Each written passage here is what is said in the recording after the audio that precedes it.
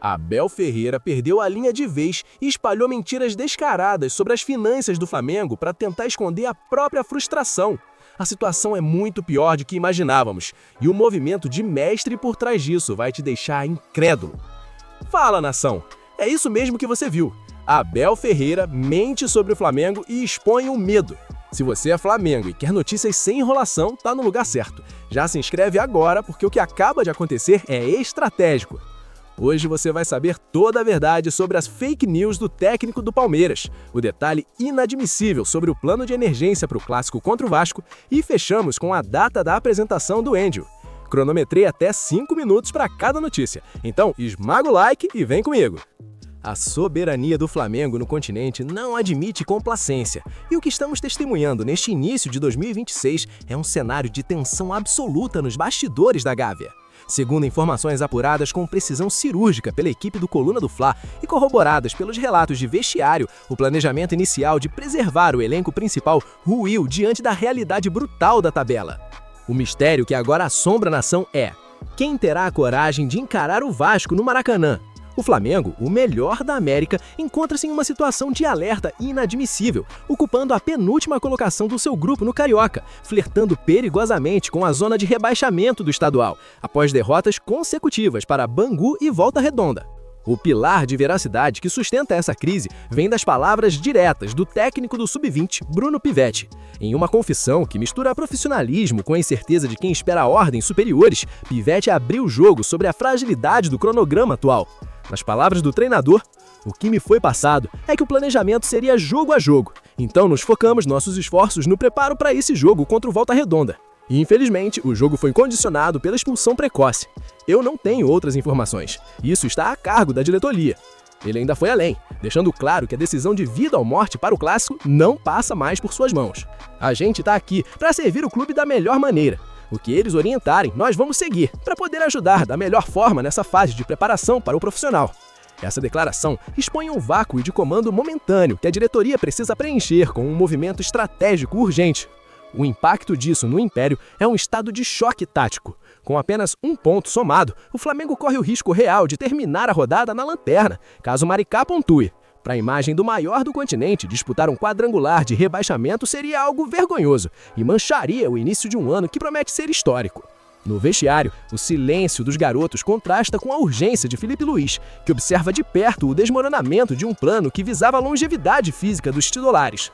Continuar com o Sub-20 no Clássico dos Milhões pode ser interpretado como um erro inadmissível, entregando ao rival uma vantagem psicológica que o Flamengo não costuma permitir.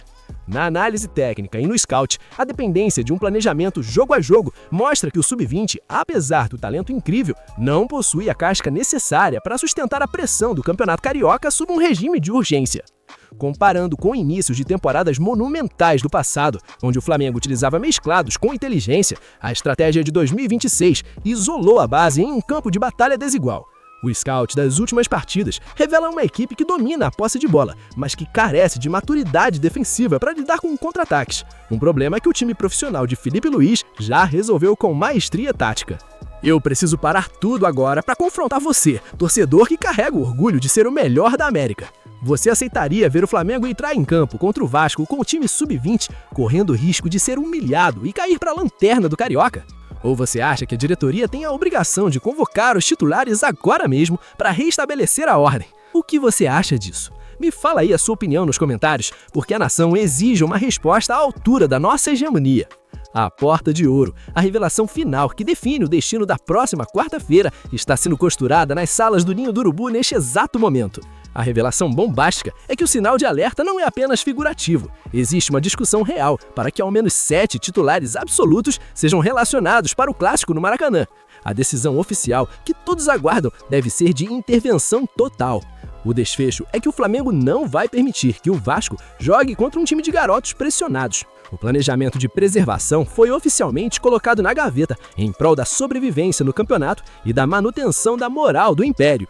Quarta-feira, às 21h30, o Maracanã deve testemunhar o retorno da força bruta rubro-negra. Mas enquanto o Flamengo decide se coloca seus generais em campo para conter a crise no estadual, nos bastidores do mercado, a diretoria agiu com uma velocidade extraordinária para garantir o segundo reforço de 2026, batendo um rival carioca em uma disputa silenciosa, que culminou na definição da data de apresentação de um novo paredão no Ninho. A soberania do Flamengo no mercado de transferências acaba de ser reafirmada com um golpe de mestre que deixou a concorrência carioca falando sozinha. Segundo informações apuradas com precisão cirúrgica pela equipe do Coluna do Fla e confirmadas pelos bastidores do Ninho do Urubu, o mais querido já tem tudo pronto para oficializar a chegada de sua mais nova muralha. O mistério sobre quando o novo reforço vestiria o manto sagrado acabou. A diretoria definiu que a coletiva de apresentação de Andrew, o segundo grande reforço para este ano de 2026, acontecerá nesta segunda-feira, dia 19. O Flamengo, como o melhor da América que é, não apenas contratou um goleiro de nível europeu, mas o fez atropelando as pretensões de rivais que achavam que poderiam competir com a nossa hegemonia. O pilar de veracidade que sustenta essa operação vitoriosa está nos detalhes financeiros e na escolha consciente do atleta. Nas palavras de quem acompanhou a negociação, o projeto apresentado por José Boto foi o diferencial monumental. O Flamengo não mediu esforços e colocou na mesa 1,5 milhão de euros, cerca de 9,4 milhões de reais, mais 10% de uma futura venda para garantir a liberação imediata junto ao Gil Vicente de Portugal. Enquanto outros clubes ofereciam promessas, o Flamengo ofereceu a glória. O Andrew confessou a seus representantes que o projeto rubro-negro era irrecusável. Ele assina por 4 temporadas, consolidando um planejamento de longo prazo que é estratégico para a manutenção do topo do continente. O impacto disso no Império é um recado claro. O Flamengo está blindando sua meta com o que há de melhor. A chegada de Andrew nesta segunda-feira, às 15h30, no CT Ninho do Urubu, traz um alento para a torcida em um momento onde o time sub-20 sofre no estadual. É um movimento de mestre da diretoria que agiu rápido para vencer a concorrência direta do Botafogo. O rival tentou seduzir o goleiro com um pré-contrato de 3 anos, mas a magnitude do Flamengo e a infraestrutura do melhor da América falaram mais alto. No vestiário, a chegada de um novo concorrente de peso eleva o nível de exigência, algo que é fundamental para o elenco que busca ser grandioso em todas as frentes em 2026. Na análise técnica e no scout, a contratação de Andrew é um acerto tático incrível. Revelado no Brasil, mas lapidado no rigoroso futebol europeu, ele traz uma capacidade de jogo com os pés e uma envergadura que o colocam em um patamar de elite. Comparando com goleiros monumentais que fizeram história na Gávea, Andrew possui aquele perfil de paredão que intimida o adversário antes mesmo do apito inicial. O scout mostra que no Gil Vicente ele era responsável por defesas difíceis em momentos cruciais, uma característica extraordinária para quem vai defender as cores do maior do continente. Ele chega pronto, com ritmo de jogo e sede de títulos. Eu preciso parar tudo agora para confrontar você, torcedor que respira Flamengo 24 horas por dia.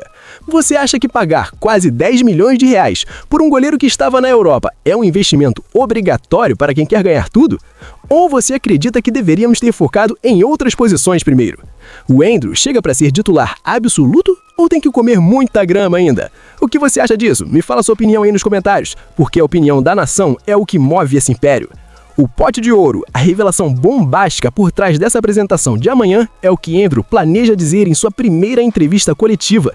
A revelação final é que o goleiro já se colocou à disposição para iniciar os treinamentos imediatamente, visando justamente a brecha aberta pela instabilidade no Carioca.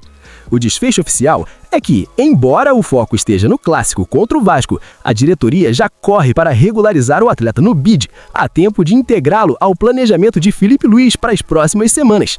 O Flamengo não gasta 1,5 milhão de euros para deixar um talento desses assistindo da arquibancada.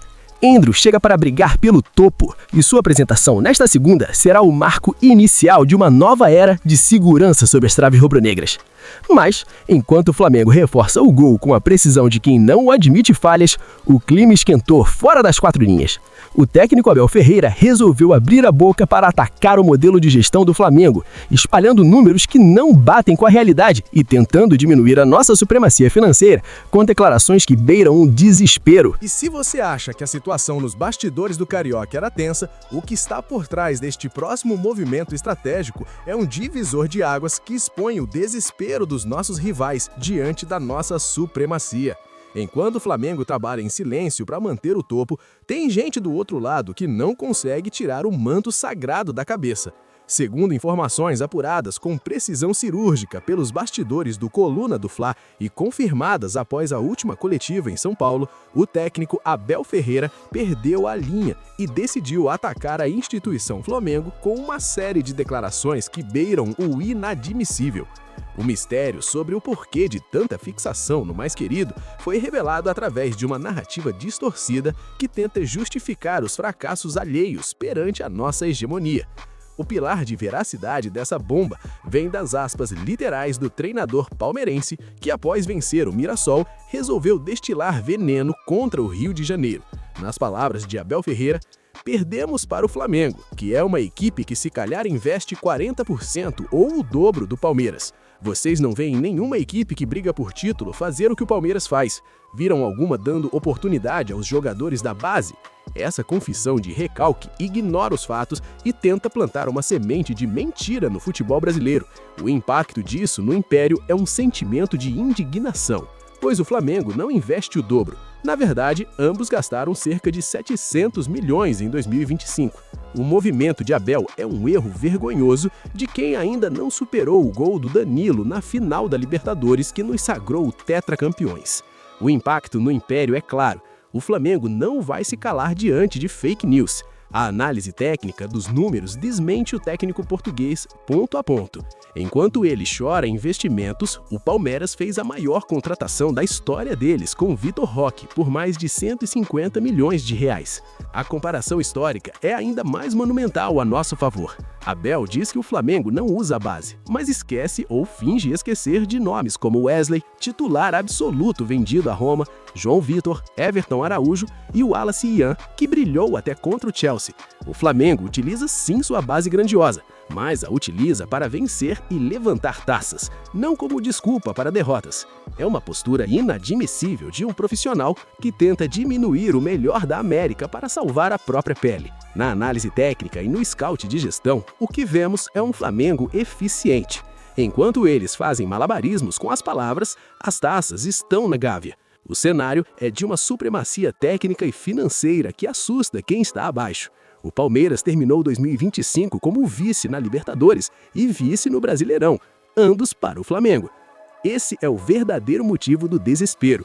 É um movimento estratégico de cortina de fumaça para esconder que, no campo, o Flamengo é o dono do continente. A revelação final, o pote de ouro que a nação precisa entender, é que essa fala do Abel não é por acaso. O desfecho dessa história é que o Flamengo já tomou conhecimento dessas declarações e a resposta será dada onde mais dói para eles, na eficiência. O departamento jurídico e de comunicação do clube monitora essas fake news e a ordem interna é não deixar nenhuma mentira passar sem o devido esclarecimento dos fatos. A supremacia rubro-negra é fruto de trabalho e não de investimentos dobrados inventados por quem não aceita ser o segundo lugar. Muitos me perguntaram, e a verdade é uma só, sobre o Abel ter dito que o Flamengo investe o dobro e não usa a base. A resposta analítica e decisiva é que isso é puro medo. Ele usa o Flamengo como escudo para seus fracassos, porque sabe que em igualdade de condições ou não, o manto sagrado pesa mais. Ele mente sobre os números para não ter que admitir que o projeto do Flamengo é hoje o mais extraordinário do continente. Em resumo, hoje nós desvendamos o plano de emergência para o clássico contra o Vasco após a crise no Sub-20. Confirmamos a apresentação oficial do goleiro Andrew no Ninho para esta segunda-feira e desmascaramos as mentiras vergonhosas de Abel Ferreira, que tenta diminuir a supremacia do Flamengo para esconder seus próprios vícios. O maior da América mantém incomodando e a resposta virá com mais títulos. Segura aí, 5 segundos. Importantes. Chega de mentiras no seu feed. Eu trago a verdade nua e crua, porque o maior da América exige respeito. Se inscreve agora para não ser enganado por aí. Você está com a verdade ou com a mentira?